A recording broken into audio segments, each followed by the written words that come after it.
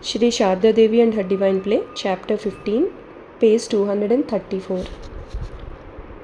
Holy Mother used to travel back and forth between her Calcutta and Jairambati residences. One day, we heard that Mother was leaving for Jairambati after Kali Puja, 1896. On the day of her departure, Girish Ghosh came to bid her farewell. He did not utter a word, and with a serious countenance he called for Yogananda and went directly to Holy Mother, who was then living at Sarkarbari Lane. We all followed him. Full of emotion and deep reverence, he prostrated at the feet of Holy Mother and with folded hands said, "Mother, when I come to you, I feel that I am a little child coming to its own mother.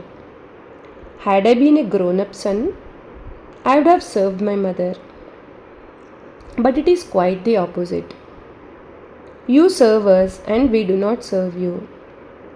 You are going to Jairambati to serve the people, even by cooking food for others in that village kitchen.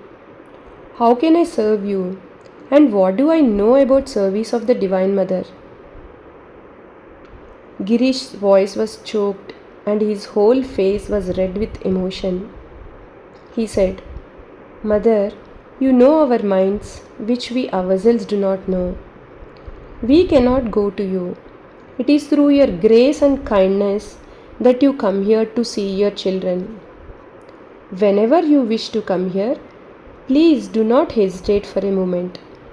We, your children, will always be happy to see our mother and shall deem it a privilege to render you whatever service you will graciously allow us to offer."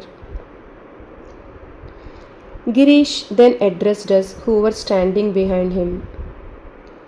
It is difficult for human beings to believe that God may incarnate in a human form like any of us. Do you realize that you are standing before the Mother of the Universe in the form of a village woman? Can you imagine the Divine Mother doing all kinds of domestic work and fulfilling social duties like any ordinary woman? Yet she is the Mother of the Universe, Mahamaya, Mahashakti, appearing on earth for the salvation of all creatures and at the same time exemplifying the ideal of true motherhood. His words made a deep impression on all present, and the whole atmosphere was charged with serene sublimity and calmness. Yes, it was then a veritable paradise, pervaded with spiritual bliss and benediction. We accompanied the mother to the railway station. She blessed us all as we touched her feet in salutation.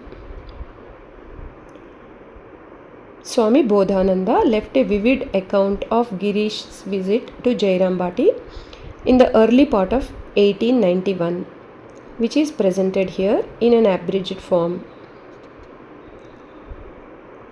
Our party consisted of Swami Niranjanananda, Swami Shubhodhananda, Girish, Kanai, later Swami Nirbhayananda, Kali Krishna, later Swami Virajananda, and myself.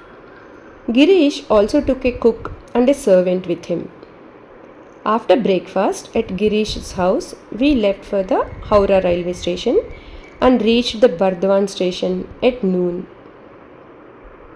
We had our lunch there and bought luchis, fried potatoes, halwa and sweets for our supper and some special sweets to offer to the master in Kamarpakur.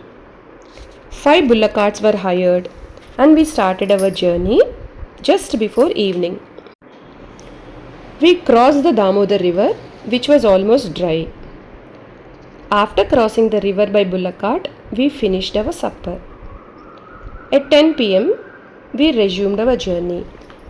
But shortly after, the jerking motion of the cart upset Girish's stomach. We were then in the middle of a vast meadow. Swami Niranjanananda stopped all the carts and asked the drivers to unfasten the bullocks from the carts.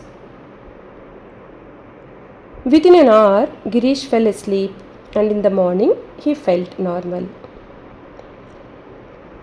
We resumed our journey and reached Uchalan, 16 miles from Bardwan, at 10 am. We went to an inn and had lunch. After resting, we had tea. We again bought luchis, fried potatoes, and halwa for supper. The drivers drove the whole night, covering 14 miles from Uchalan to Kamarpakur. We arrived there at 9 am and met brother Ramlal and sister Lakshmi, the master's nephew and niece. We took a bath in the Haldarpukur, had the prasad of Raghuveer, and spent the night at Kamarpakur. The next morning, we left for Jairambati, which is 4 miles from Kamarpakur. Girish went by palanquin and the rest of us walked along the mud road. We arrived in Jairambati at 11 am. Girish took a bath in the Talpukur and went to visit Holy Mother wearing his wet cloth and carrying a mango in his hand. He fell flat on the courtyard and bowed down to the mother. This scene is still vivid in my memory. Jai Ma.